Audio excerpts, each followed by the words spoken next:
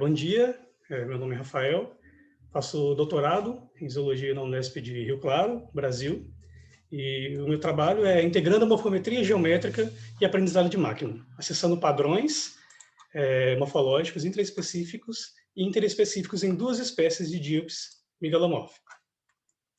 Bom, as aranhas megalomorfas, elas compreendem atualmente 30 famílias de aranhas, que representam cerca de 3.381 espécies, ou seja, 7% da diversidade total de aranhas. E compreendem as aranhas caranguejeiras, algumas aranhas de alçapão e aranhas de funil, como podemos ver aqui do lado. Um dado interessante é que, em geral, essas aranhas elas apresentam uma morfologia conservada, o que acaba sendo uma limitação para os estudos de taxonomia tradicional. Então, graças a isso, vários estudos têm focado em trabalhos integrativos, utilizando, além da taxonomia, estudos comportamentais, de morfometria geométrica, análises moleculares.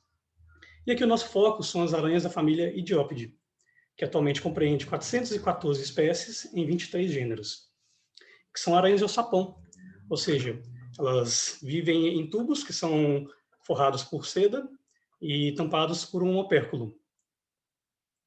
E essas aranhas, essa família, apresentam uma distribuição gondwânica, ou seja, ocorrem na América do Sul e Central, na África, na Índia, alguns lugares da Ásia e na Oceania. E, em específico, o meu foco é na subfamília Idiopine, que ocorre na África, na América do Sul, na América Central e não ocorre na Oceania. E se caracteriza por ter os olhos laterais anteriores próximos ao pípio, e separados dos demais. E o gênero mais especioso é Idiops, que possui 99 espécies escritas e que até então acreditavam que tinha uma dispersão limitada, como na maioria das aranhas ao sapão. Só que ao realizar a revisão das espécies neotropicais, podemos ver que não é isso que acontece. Temos várias espécies amplamente distribuídas, como podemos ver, aqui, e que apresentam morfologias semelhantes. São 23 espécies, serão 23 espécies após a revisão, com 4 espécies novas, e aqui temos macho de 2 espécies. Então, a nossa pergunta é a seguinte: como a variação morfológica se estrutura em díopes? Para isso, seguimos dois focos: variação intraespecífica dentro de uma espécie em diferentes biomas e variação interespecífica entre duas espécies, como veremos. E realizamos análises morfométricas e análise de aprendizado de máquina, ou seja, o machine learning. A nossa espécie-alvo inicial foi Aegyptus pirassununguensis, que é uma das espécies das minhas análises filogeográficas. Aqui temos o macho. E durante a revisão taxonômica, para vocês verem, os lugares circulados representavam os lugares que haviam registros de pirassununguensis, e após a revisão, essa é a nova distribuição. E como podemos ver, em algumas localidades, tinha alguns indivíduos que eram identificados como pirassununguensis, que afinal de contas é uma nova espécie, que foram ideias incorretas. E com isso tivemos a distribuição modificada e muito ampliada. E temos as distribuições sobrepostas. Então, inicialmente, seria uma morfometria de pirassununguensis, então resolvemos fazer uma morfometria das duas espécies. E a revisão foi importantíssima, pois para a filogeografia é importante ter uma espécie bem delimitada e resolvida. Aqui temos a espécie de pirassununguensis, que foram medidos 53 indivíduos. Ela se caracteriza por essa projeção do metatarso da perna 1, pelo formato da tíbia do palpo, com a distribuição dos espinhos aqui na depressão retrolateral, que é uma xenopomorfia de diópide, e pelo formato do bulbo. Aqui na sua porção distal, temos esse ampliamento aqui das lamelas, essa expansão das lamelas com uma constrição em sua porção final. Já essa espécie nova, ela não possui a projeção no metatarso 1, tem um formato diferente da tíbia do palpo, com uma diferente dispersão dos espinhos, e um formato diferente do bulbo também, como podemos ver aqui, com a base do êmbolo engrossada e apenas uma lamela aqui dorsal.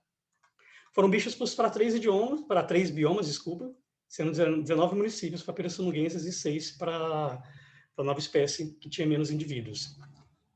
A morfometria geométrica tem por objetivo quantificar, descrever e comparar a forma dos organismos, e acaba sendo uma ferramenta extremamente útil para a definição e delimitação de espécies, o que para estudos em megalomorfos é muito importante e deve ser cada vez mais utilizados, principalmente em relação aos caracteres contínuos, já que a morfometria geométrica mais clássica utiliza as landmarks. E nos contornos é possível você fazer análise na landmark, é difícil você conseguir definir pontos homólogos em duas estruturas com contornos. Então, com isso, O que fizemos? Tiramos fotos no estereomicroscópio dos externos em posição no externo e do bulbo em posição dorsal, extraímos os seus contornos e importamos para o RStudio, onde realizamos uma série de harmônicos, que nada mais são do que a quantidade de contornos necessária para chegar próximo a 99% da função de Fourier. Com isso, realizamos análise dos elípticos de Fourier, que normaliza a rotação, o tamanho e a orientação desses shapes. E com esses coeficientes geramos PCA, que é a análise dos componentes principais, e análise discriminantes, gerando assim informações intraespecíficas e interespecíficas.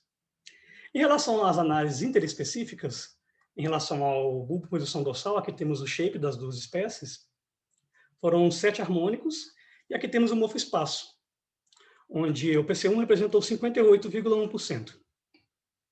Em relação ao externo, aqui temos os shapes também, foram 16 harmônicos, e aqui temos o morfoespaço desses externos também, com a PC1 representando 44,5%. E aqui temos a análise discriminante para as duas espécies.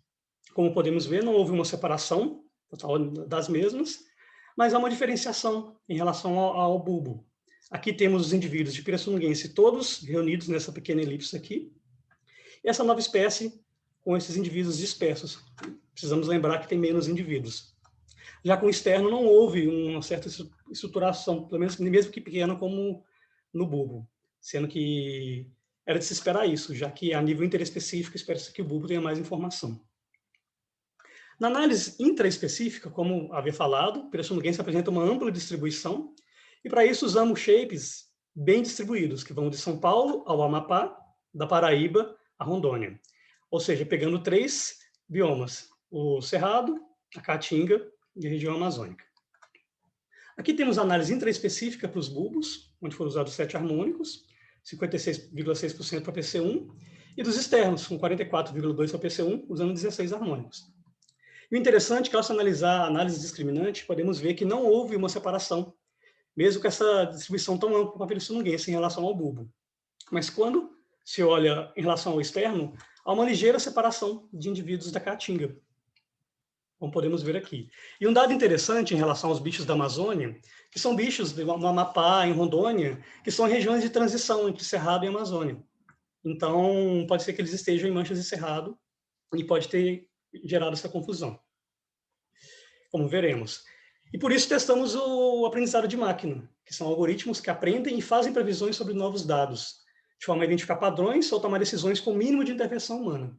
Existem 2 tipos, que é o supervisionado e o não supervisionado. Utilizamos o supervisionado, que rotula as informações. Para isso foram usados 32 caracteres morfológicos, mais as PC1, da morfometria geométrica do bulbo e do externo. Usamos o método Random Forest, que utiliza árvores de decisão, que tem como base a aleatoriedade na seleção dos atributos e pode ser utilizado em datasets pequenos. Inicialmente é feito um treino amostral com um subconjunto de amostras aleatórias e, com isso, é feita a construção de modelos que vai predizer qual é o melhor modelo. E com isso são gerados dados com a matriz de confusão, que vai ver a taxa de erro em relação a esses dados que foram gerados, e gerado gráficos de acurácia com esses coeficientes da matriz de confusão. Utilizando todos os caracteres, tivemos uma taxa de erro muito alta para Pirassununguenses aqui, focado nas 2 espécies.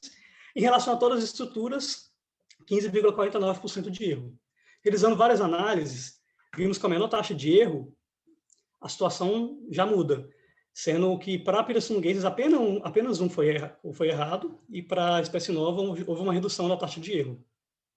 Aqui, como podemos ver, foram 9 estruturas, com uma taxa de erro de 8,45%.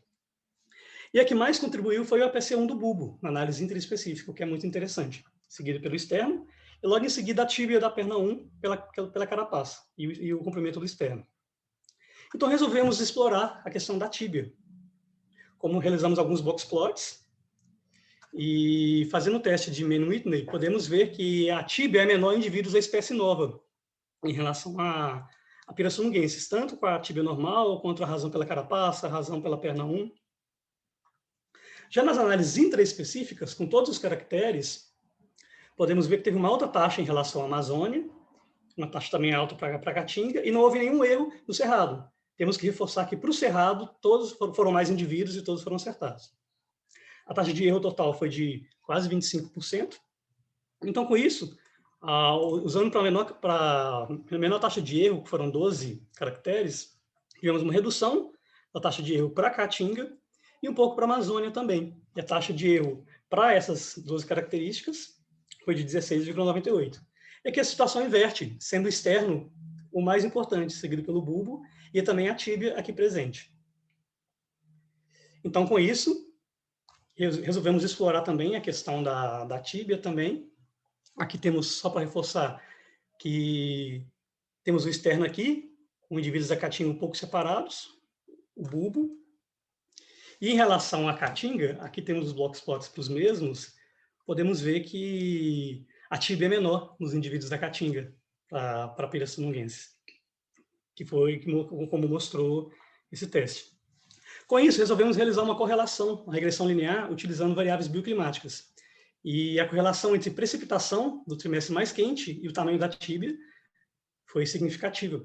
Como podemos ver, quanto menor a precipitação, menor o tamanho da tíbia, o que é um dado que condiz com o que havíamos visto no gráfico que mostrava o gráfico da morfometria geométrica. 2 minutos, Rafael. Ok. Então, com isso, quais são as nossas considerações finais? Esses são os primeiros resultados utilizando a morfometria geométrica e o Randall Forest, realizado à família Idiopide em si.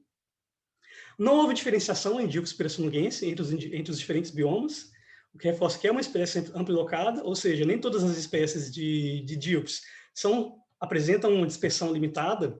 E um dado interessante, como a gente viu, é que para a Neoctenisa, que tudo bem que é uma outra subfamília, mas dentro do gênero ocorre balonismo. Será que esses bichos também realizam balonismo? O que acontece? São dados que precisam ser explorados. O externo e a tíbia 1 indicam possível diferenciação nas populações de pirassununguenses da Caatinga, reforçado pela correlação entre a tíbia 1 com a precipitação. O formato do bulbo, utilizando a análise de Fourier e Randall Forest, foi a característica mais importante na diferenciação entre espécies. A análise de Fourier e Randall Forest podem ser e devem ser ferramentas para estudos em megalomorfes, já que temos problemas com definição, delimitação de espécies, e também para estudos adaptativos.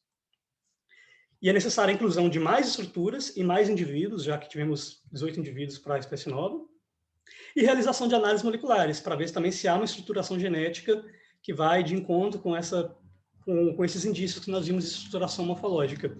E é o que eu pretendo fazer, que são as análises filogeográficas. Eu também pretendo fazer filogenômica utilizando as espécies do gênero Idiopsis. E é isso. Muito obrigado a todos. Aqui temos agradecimentos. Gostaria de agradecer ao Unesp aqui, pelo programa de pós-graduação, ao Laboratório de Aracnologia aqui de Rio Claro, pela orientação do Zé Paulo, orientador, ao Laboratório de Diversidade Genética, pela Milk, um grande amigo que sempre me salva, a todos os museus aí, onde eu analisei os bichos, principalmente o Antônio Briscovitch, que cedeu esse material aí, a FAPESP, por financiar a minha pesquisa, e a todos que cederam fotos aí. E ao Congresso por ter aceitado o meu trabalho.